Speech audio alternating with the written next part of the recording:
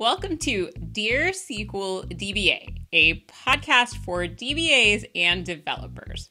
My name is Kendra Little from SQLWorkbooks.com, and I am recording this session live on Friday afternoon my time. I've changed up the time that I record these podcasts to make it a little easier, and I've decided to do this on Fridays because it's also kind of an interesting time of the week. At the end of the week, when I'm kind of wrapping things up, I end up in a more reflective mood and being a little more analytic about the week, being a little more strategic about thinking, it comes a little more naturally to me on Fridays. You could say that maybe I'm just a little more prone to BS when it comes to approaching the weekend. Maybe that's true. But hey, we're going to try it out and see how it goes. So today's topic is employee agreements and contracts. This is the first in a two-part series talking about employee agreements and contracts, and today we're going to focus on anti-patterns. In the next episode, we're going to talk about best practices. At first, I thought about doing these in a single episode, but I actually think it's worth talking about each because I think that in talking about the anti-patterns, we really will flesh out why this is an important topic and where things can go wrong. So it really is motivation for why should I care? Because it may take a little time to do this right. And in some cases, it may take a little money to do this right. And it's up to you to decide, what do I want to invest in my side of an employee agreement / contract? People call this different terms. So I'm focusing on employee agreements and contracts for developers and DBAs because that's the world that I know, having worked at a lot of software companies and in those areas. But of course, more than developers and DBAs, more people than that have these contracts. So this can apply to other people as well.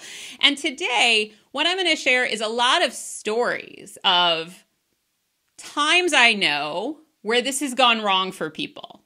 Over the years, I have heard a lot of different stories and I've been involved in a lot of different stories because the truth is that as a small business owner and as somebody who's worked as a DBA, I have been on both sides of the table on this. I have been the one creating the contract for people to sign, and I've been the one looking at the contract in confusion as well. So, and what I'm going to do with all these stories, I'm going to tell every story as if it happened to me. These stories did not all happen to me. A lot of these are actually secondhand stories. I believe that they are true. So they're going to be fully anonymized, and I am just going to put myself in the place of the person who did the anti-pattern. So that will help mask the identities of everyone involved. You can just assume it was me who made the mistake. First anti-pattern. It's me. That's right. I'm anonymizing them, and it's me. So I was a person who began speaking on technical topics. And I started small and then started to build my way up and submitted presentations to conferences. First, smaller conferences. And then I was lucky enough to start to get spots at larger conferences. And it wasn't immediately like, oh, you're on the big stage right away, right? First, it was like, hey, you're in sort of a temporary room built out of curtains in the expo hall. But it started to build up, and it was really important to me. And around the time that I was gathering steam, I was thinking about moving on from a given job, right? Like I had just different things with the team were changing, and it was time for me to go. And my manager knew that I was about to move on, and my manager came to me and said, I was actually leaving the company. My manager came to me and said, well, I hope you don't plan on taking the presentations that you've been giving with you and continuing to give you, because those are actually all property of the company. Whoa, wait, all of my presentations don't belong to me? They're all the property of the company? That can't be true, right? Well, I didn't know. The anti-pattern here is I had no idea who my intellectual property belonged to. How could I have known? Well, did I sign an employee agreement or contract when I took that job? Because employee agreements and contracts very, very often contain clauses that say if you create intellectual property while you're part of this company, while you're an employee of us? Who does it belong to? And it may contain everything you create. It may not. And maybe your contract doesn't even have that. But it's really important to know, because if you move on from that company, do you own the intellectual property? Can you continue using it? Or if you continue using it, are you doing so without permission? That can be really, really important to know when moving on. Another anti-pattern. So again, I'm selling all of these. They're all about me, right? So I got, let's say it was a different job. So let's even just scratch the previous example. I was working at a job that was a great job, and it helped me grow and it helped me learn. And I really built up my skills. But I got to a point where the scope of the job just wasn't right for me anymore. I was ready for bigger and better challenges at a different company. And I had a great opportunity. And I lucked out and I got a position that was just my dream job for the next step, right? It was the right step for me to take.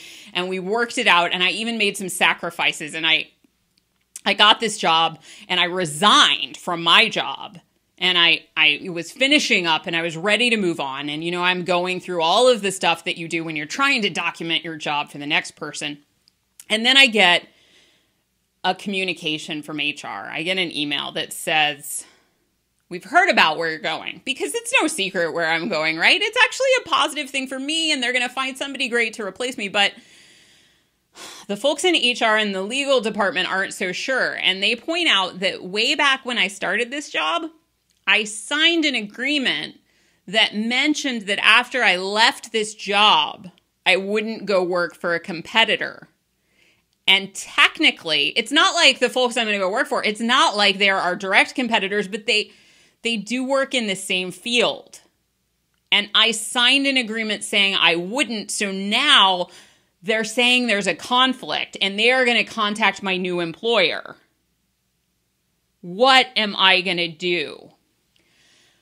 When you get a new job offer, you're not done. When you get a new job offer, not only do you need to review the agreements that you may need to sign for that new job offer, right? I need to, when I get a job offer and we verbally agree or we come to an agreement on salary and the biggest benefits, I'm not done. What I need to know is, hey, so I need to see not only the paper that says, here's what we're offering you in terms of salary and benefits, but I need to also see that employee agreement and see what it requires. And there's something else. I need to make sure that I know in terms of what I signed previously, does it conflict with this new job? Now, if it does conflict, it may not be the end of the world, right? I may be able to work it out. But it's something that if there is a conflict, it's something that I want to bring up to my new employer in a graceful way, right? I don't want to already be at the point where I've resigned and I'm kind of backed into a corner of, hey, I'm taking this new job and I'm leaving and I'm going and wait a second. Someone may sue us if I go work for you? That's a really awkward spot to be in. So take it from me, because all these stories are about me, remember? We need to be aware of what we've signed with different employers so that we can be smart about what happens when there's a conflict, because it's not just about you. It's about who you may go work for next as well. And being able to bring that up in a good way can help you, like I did, right? Because all these stories are about me, can help you work it out so that maybe your new employer can find a way to still make this work without your old employer's legal department getting too upset, because this isn't just about your direct manager at your current employer. This is about your employer as a corporate whole. So when we get a job offer, we don't want to just think, oh, once we get the verbal agreement on salary, we're done. We need to think of it more as a whole process. We need to see what's in that contract. We need to make sure that we know what we signed before and that it doesn't conflict, and that if there are conflicts that we can work them out. This is something I learned in terms of just working with contracts in business in general, is contracts can cause a lot of anxiety. They aren't the most fun for tech-minded people. For people who would be rather creating code or supporting products or performance tuning or making something work, a legal contract is not that much fun, but it is something that can make a lot of other things happen and that we do need to be conscious of so we don't end up in bad spots. Another time, and again, we're gonna make this about me. So another time, there was a job I was at. And okay, I'm just going to say this really wasn't me, but let's pretend it was me. There was a job I was at where I wrote a lot of code to support SQL Server. And this was a lot of really great code. And this code wasn't about the specific business logic in the application even. This was code about performance tuning and observing things and making things work and just making my job repeatable. It was about automating things. It was about making things awesome. And I used it at my job all the time. I wrote it at work and it made things awesome. And so when I left this job and I went to another job, I took it with me because this is my toolkit, right? This is the stuff that I made to automate things and to make things awesome. So I took it with me and it was really, really useful at the new job. Now, the new job happened to be in the same industry as the old job. And as time went past, I kind of even forgot about this. But then it turns out that some of this code snuck into some of the tools that we deploy to customers. And some of those customers use both the products of my new company and my old company. And my old company, they noticed some of the code. And they came after my new employer and they sued them because they said that they owned all of that code that I wrote while I worked for them. And I had no idea that could happen. I thought all of this code was mine, but it turned out that I signed this agreement that said that I wasn't supposed to show anybody this code at all. This code was actually confidential, even though I thought confidential applied just to like the contents of the databases, right? But it turns out that I was sharing and had distributed all this intellectual property that belonged to another company. Now, okay, the story didn't really happen to me, but it is completely true that DBAs and developers have, by accident, taken code with them and shared it with new employers, thinking they were just helping out, and even sometimes published it online thinking they were helping other people. And it turns out that the person they worked for, the people, I guess the corporation they worked for, which is technically a person, didn't think that was so helpful, and it created a huge problem. That does happen. Another anti-pattern, man, have I had a lot of problems, because this happened to me too. Actually, I think this one has happened to many of us. When it comes time to getting a new job, we get really stressed, right? And because it's a huge change. Will we be happy there? And the whole dance of salary negotiations can be very, very stressful for many of us. Just the whole prospect of, is this a positive change? And am I making the right choice? And am I negotiating properly? This is all pretty overwhelming. And by the time we get to this employee agreement, we look at it and we think, wow, I don't have anything I need to declare in this, because in these employee agreements, what the usual format is there's a lot of legalese at first, laying out the rules. And this employee agreement is drafted by your employer. This is to your employer's advantage, right? I know, because I've written one of these. There's a real sense as an employer. And it's not and I'm not saying employers don't want to be fair, and I'm not saying they're bad people, but if you're drafting a contract, it is human nature to draft a contract that is in favor of you. You want to include your values in there as well, but also you're drafting a contract. The contract can be revised, but the draft you're going to want to make it as beneficial to the company. But at the end of these, so you've got all these different rules that apply to different areas. And at the end, there is a space, usually, not always, this isn't set in stone, but there's usually this space at the end for the employee to list out any prior inventions. And the idea is that if there are parts of the contract that relate to intellectual property, usually when you have this, there's a part of the contract that says that some or all of the intellectual property you develop while employed by said company is going to belong to them. And at the end, the idea is that you can declare these inventions or intellectual property that you have developed before that belongs to you, that doesn't belong to them.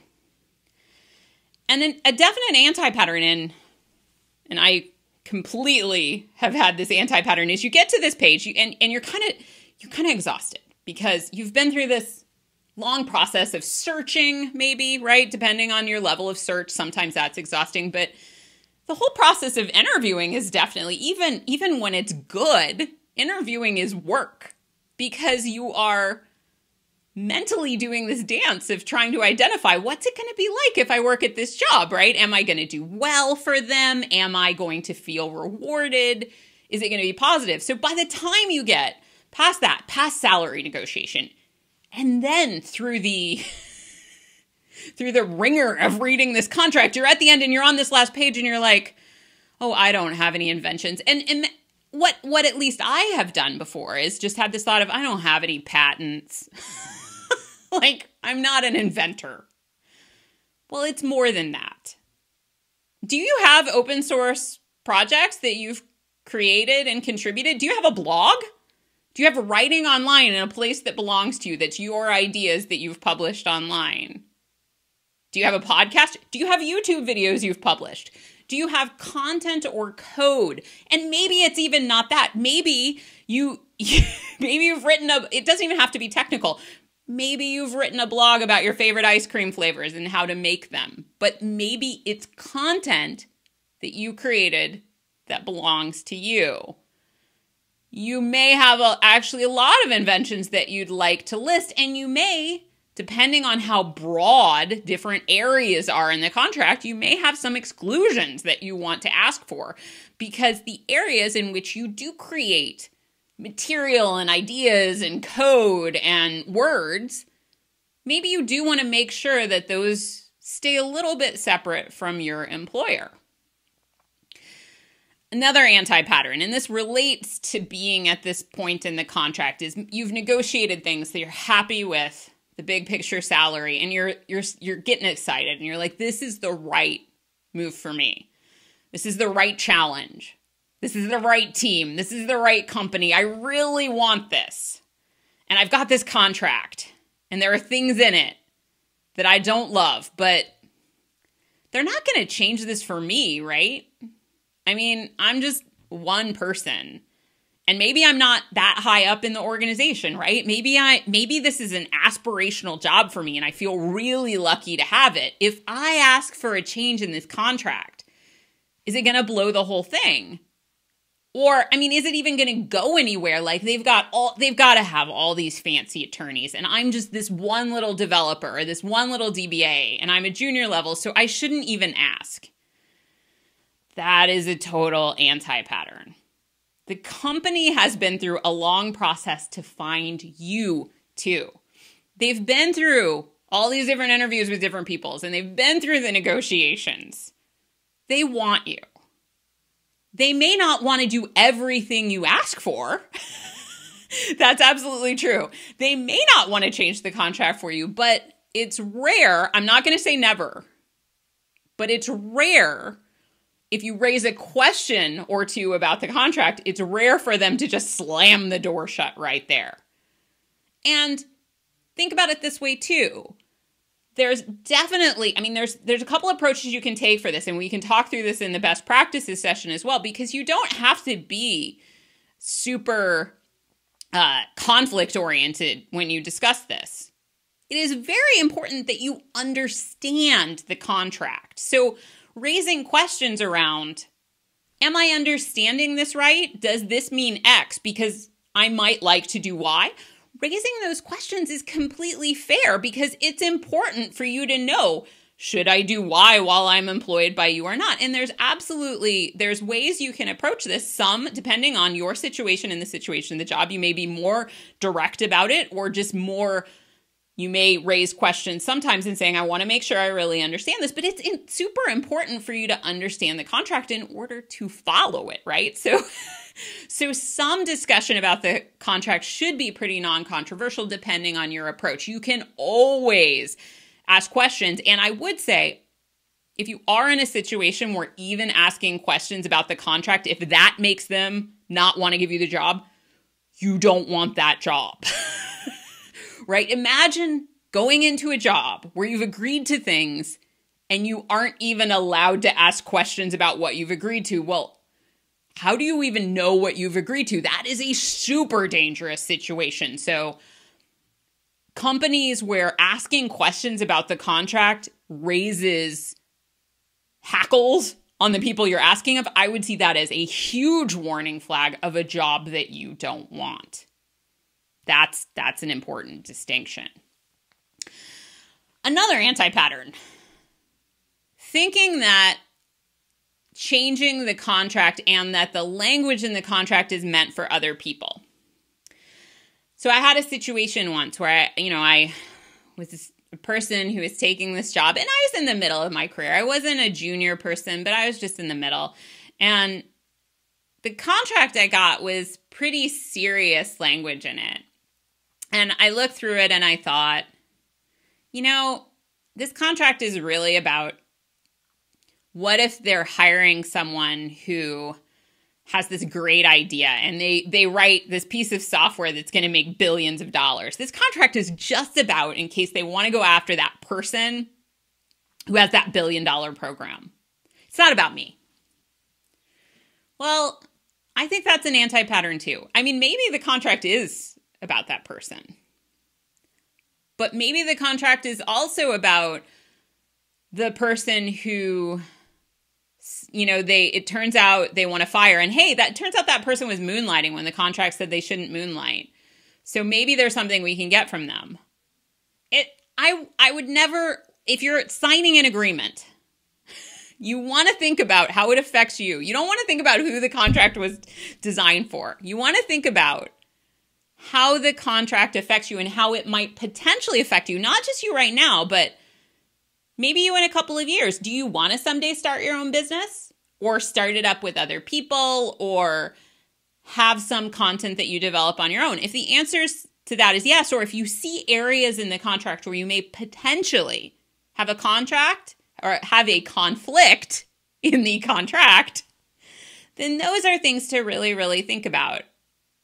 Yeah, in a way, the contract is meant for other people too. It's meant for you in the present day, and it's meant for you in the future where you still work for them too. So you want to figure out, are there areas in here where I may want to ask for something different for things I may want to do in the future too? Because it turns out future you shows up really fast.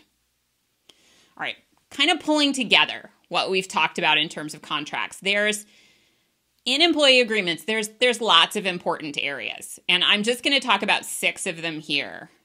I think 6 of them can be really important to developers and DBAs. So when I'm looking through a contract like this for myself or for a potential employee, I want to think about, does the contract have any information in it about non-competes? In other words, and there is questions on all of the things I'm going to talk about. There are questions of enforceability, but questions of enforceability, like certain things may not be enforceable in every location, but that doesn't stop someone from causing you a lot of trouble.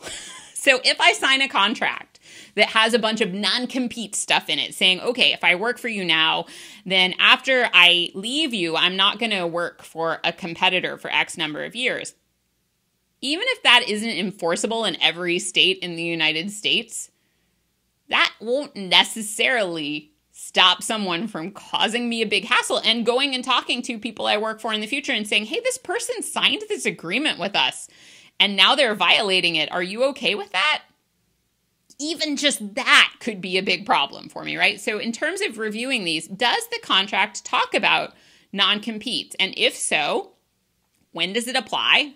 How long does it last? What is the extent of it?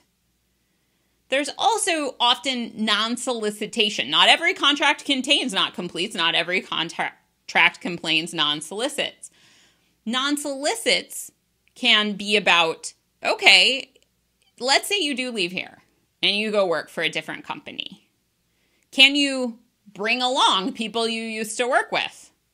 Can you contact people who used to be the company's customers and work with them at the new place? Is there a non-compete clause in there? How long does it cover? What does it cover? What's in there? Very, very important to know. There also can be clauses about exclusive employment. If you work for this entity, can you do work on the side in any way, shape, or form? Can you, in your spare time, be a yoga instructor? Some people say no, even if they aren't in the yoga business. Can you do consulting on your own in your spare time? Some people say, that's fine. And when they say that's fine, usually it's not mentioned in the contract. But some people say absolutely not. Can you, if you give, let's say you give a pre-conference session at a conference. Let's say you work for a technical company and you're doing something on the side that pays you. Are you allowed? That's work. That's work for someone else. Is that cool? Is the money supposed to go for your company? Important thing to know, important thing to figure out. And then we've also talked about along the way, we've talked about intellectual property ownership. When you create presentations, when you write code, when you contribute to the product, what belongs to you? Does anything belong to you? Does everything belong to your employer? Very important to read the document carefully. And sometimes you may need some help interpreting it from someone who speaks the language of contracts too. We'll talk more about that in the next session. Confidentiality is also a really big thing. What does the agreement say about confidential material that you may be exposed to? What are your requirements for treating that material? What are the steps you need to take to keep it safe? What are the consequences if I'm at a conference and my laptop is stolen and I haven't encrypted my drive? What's up, right? Not all of the details of that will always be included in your contract, but it's very, very important to read what it says about it. It will help you figure out what are the right steps to take and how is this going to work. There's also usually bits in the contract about conditions for termination. If they're going to fire you or let you go in any way, how much notice do they need to give you? Will they pay you for a certain amount of time after they give you notice? This may be something you can negotiate on. It may not, but it's definitely good to know. If we're going to part ways based on you guys, what are the requirements? And hey, sometimes it'll even have stuff in there too about how much notice you have to give if you're going to leave the job. Very, very useful to know as well. So in terms of doing the bare minimum, we're going to talk more in the next session about best practices when you're signing one of these. Like what should I do? How in the world do I handle this document? But the bare minimum for employee contracts is to understand what you're agreeing to keep a copy of the contract on hand. Ideally, you have an electronic copy as well as a printed copy. And if you lose it, forget about it, aren't sure where you put it, maybe it got shredded, ask for a copy. Now, I recommend, if you're listening to this right now and you're like, I'm probably not going to find a new job anytime soon, this may not be that big a deal, I would still ask for a copy. And you can ask for this in a way that isn't like, hey, I'm looking for a new job, I need to find out what I signed. You can say, hey, I was doing a project where I was consolidating a lot of my important files, and I realized, pretty sure I signed an employee agreement, but I don't have a copy of it anymore. And I want to have a copy to keep with all my important files and to make sure that I understand what I signed, in terms of the requirements for the job. Do you have a copy I can have? Your HR department should know who is the keeper of these files, and they should be able to give you a copy of this. And if they don't actually have one, well, that may mean that you're not going to be held to anything, like those situations where people's mortgages were lost, but most likely they're going to be able to give you a copy. But I would just phrase it in the way of, hey, I want to make sure that I'm doing everything right. So I need a copy of this on file. It's important because it is important. If you do have times where you know that you have a conflict, you're like, I really want to start up a business on the side and do a little bit of work on the side separate from the company. I encourage you to do it legitimately. If it goes against what you signed in your contract, these aren't like, just because you signed something 3 years ago doesn't mean it can never be changed. It is possible to amend these.